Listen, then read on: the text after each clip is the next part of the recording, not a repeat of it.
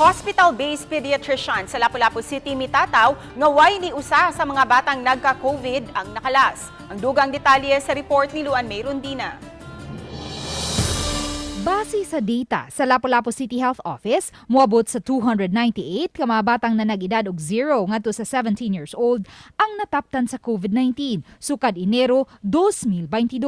Hinoon pipila lang ka mga bata ang nadangat sa Tambalanan tungod kay nagka-dengue, LBM ug pneumonia matod sa usa ka hospital-based pediatrician. Sa Lapu-Lapu City Hospital, moabot sa napo ka mga bata ang nadangat sa Tambalanan sa tibok buwan sa Enero 2022. Magdungan siya dengue or LBM.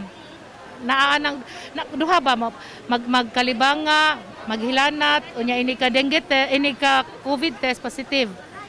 Oh, so dili siya plain ra gyud nga COVID. Apan gitataw ni Dr. Colleen Intong, pediatrician sa Lapu-Lapu City Hospital, nga bisan kun lig-on ang immune system sa mga bata, mas maayong mabakunahan gihapon sila batok COVID-19. Hinoon sama sa mga hingkod, gipanglantawan usab nga makasinati ang mga bata og mild side effects. Apan kun ugaling masinati man ang severe symptoms, mas maayong madala kini sa Tambalanan. Kayahon na siya basta tarungon nagig prime sa mother or sa father. Kay dili man pwede way reaction. Naa gini reaction kay ato may introduce ang vaccine. So part gina siya. Pero after mga 2 to 3 days, okay naman ang bata.